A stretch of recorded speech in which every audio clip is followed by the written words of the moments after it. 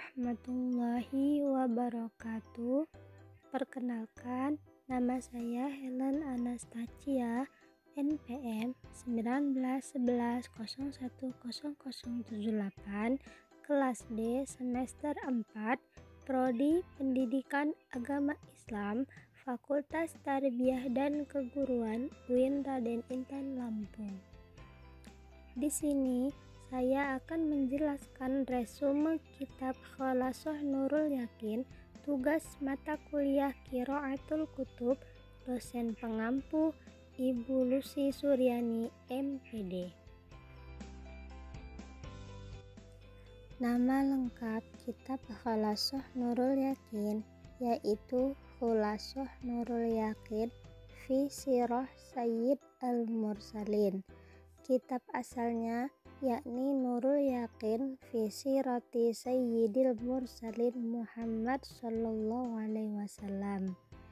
Penulisnya yakni Muhammad bin Afifi al-Bajuri atau biasa dikenal dengan nama Syekh Al-Khudri Beg. Beliau wafat pada tahun 1345 Hijriah. Kitab ini terdiri dari 3 jilid. Kitab Kholashoh Nurul Yakin berisikan mengenai kehidupan Rasulullah SAW. Periode pertama dari sejarah kehidupan Rasulullah. Nabi kita Muhammad SAW ialah utusan Allah kepada sekalian manusia yang membawa agama Islam, dan beliau berbangsa Arab, suku Quraisy dan keturunan Bani Adnan. Ayah beliau adalah Abdullah bin Abdul Muttalib bin Hashim bin Abdi Manaf bin Qusay bin Kilab. Ibu beliau Aminah binti Wahab bin Abdi Manaf bin Zuhrah bin Kilab. Nasab ibu dan ayah beliau bertemu di datuk beliau yang kelima, yaitu Kilab. Ayah Nabi SAW meninggal dunia ketika Nabi SAW masih dalam kandungan. Umur ayah beliau 18 tahun dan dimakamkan di Madinah. Tidak meninggalkan harta sedikit pun untuk Nabi SAW. Nabi dilahirkan di Mekah pada tahun Gajah dan disusui oleh Suwaibah al-Aslamiyah, kemudian oleh Halimatus Sa'diyah. Ibu Nabi SAW wafat ketika beliau berumur 4 tahun dan dikebumikan di Abwa. Kemudian Nabi SAW diasuh oleh Ummu Aiman, pelayan ayah beliau. Selanjutnya pendidikan Nabi dan wafatnya kakek beliau. Kakek Nabi SAW bernama Abdul Muttalib mendidik beliau sesudah ibunya wafat, dan Abdul Muttalib wafat ketika Nabi SAW berumur 8 tahun. Kemudian paman beliau SAW yang mengasuhnya. Ketika kecil, Nabi Muhammad SAW mengembalakan kambing orang-orang Mekah. Beliau berlayar ke Syam bersama pamannya pada umur 9 atau 13 tahun. Beliau SAW dilihat oleh seorang pendeta bernama Buhairah yang mengetahui tanda-tanda kenabian Nabi Muhammad SAW.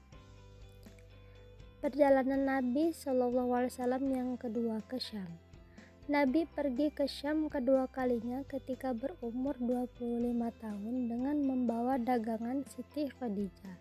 Siti Khadijah adalah perempuan yang mempunyai kekayaan dan kemuliaan akhlak. Ikut bersama beliau pelayan yang bernama Maisarah.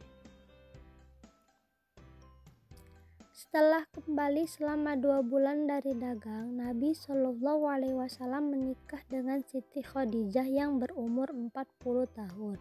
Setelah sebelumnya pernah menikah dengan Abi Halah, Siti Khadijah tinggal bersama Nabi SAW dalam pernikahannya selama 25 tahun.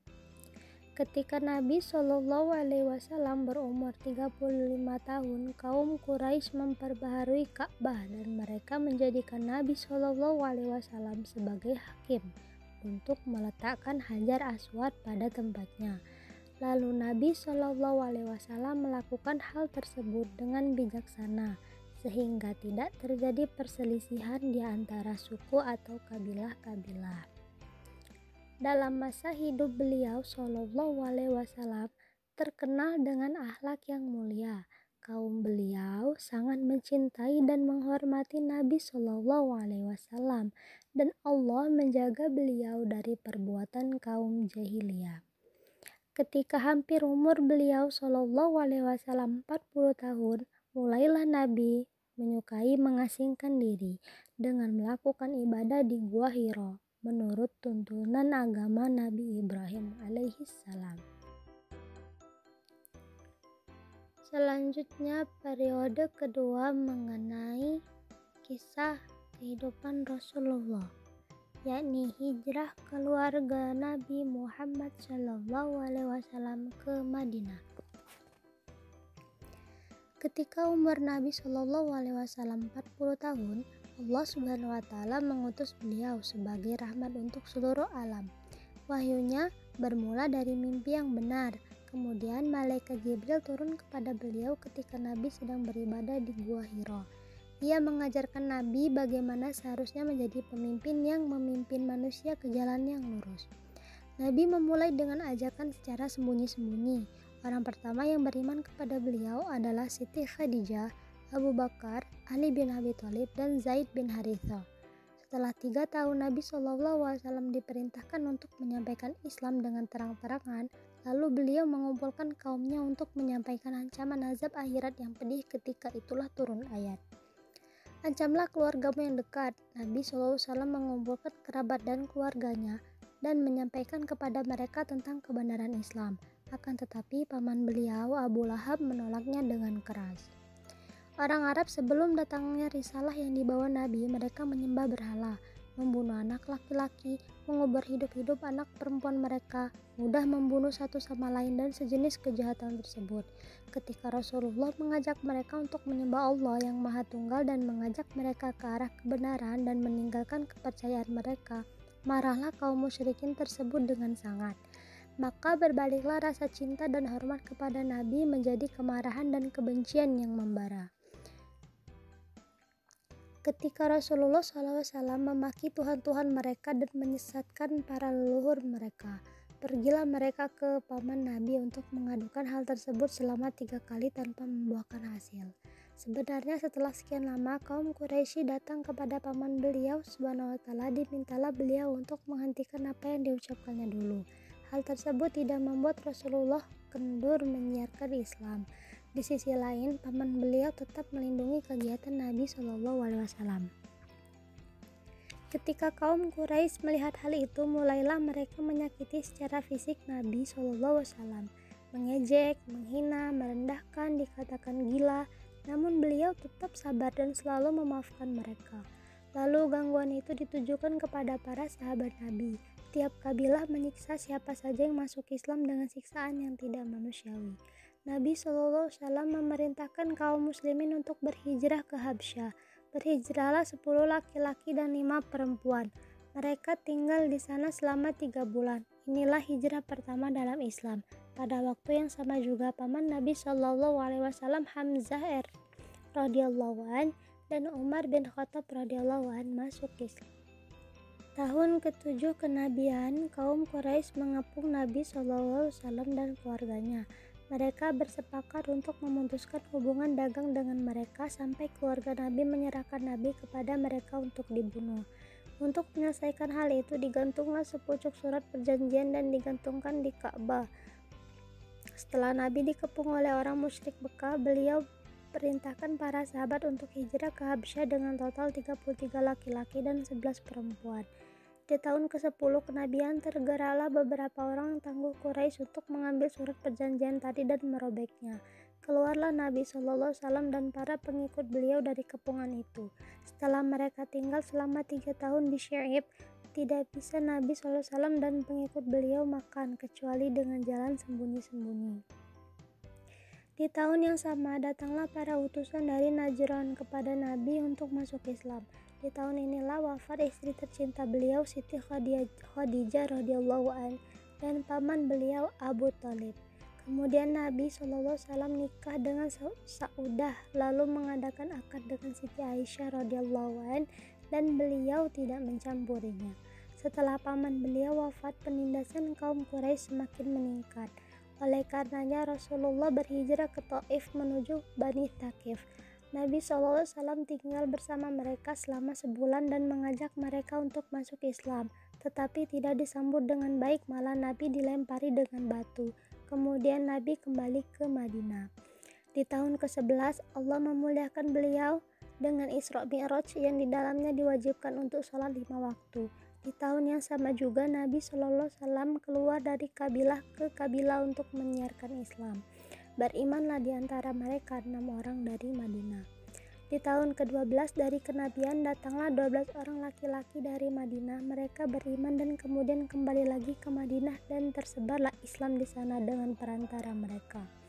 Di tahun 13 kenabian datang kepada Nabi 73 laki-laki dan 2 perempuan dari Madinah. Mereka beriman dan kembali ke Madinah untuk menyiarkan Islam di sana. Di tahun yang sama Nabi memerintahkan para sahabat untuk hijrah ke Madinah.